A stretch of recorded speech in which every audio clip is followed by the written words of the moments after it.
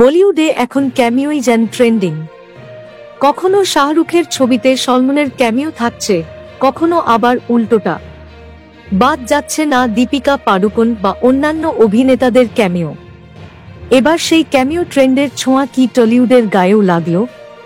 কদিন ধরেই কানাঘুষোয় শোনা যাচ্ছে দেবের খাদান ছবিটিতে নাকি অঙ্কুশ হাজরার ক্যামিও দেখা যাবে।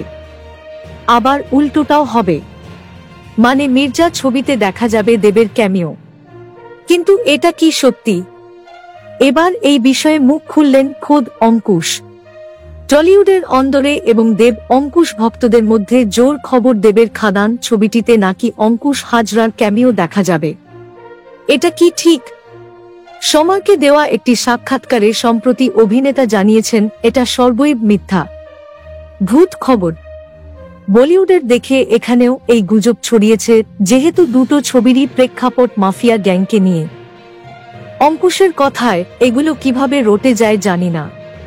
কে যে এসব ভুলভাল খবর দেয়, এটা একদমই ভুজো খবর।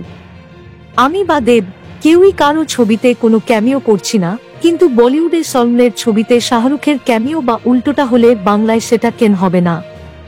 সেই বিষয়ে তিনি ব্যাখ্যা করে বলেন, হিন্দিতে যেটা হয় ক্যামিওর ক্ষেত্রে, তখন সিনেমার বাজেটের 1/3 তাতেই চলে যায়। বাংলায় সেটা হয় না, অনেক বুঝে খরচ করতে হয়। মানুষ আসলে হিন্দি, দক্ষিণী ছবিতে এসব দেখে অভ্যস্ত, ওখানে ক্যামিওর দরকার আছে, তাই হয়। সেসব দেখে এখানকার দর্শকরাও এসব ট্রেন্ডে গা ভাসান আর ভাবেন এখানেও তাই হবে।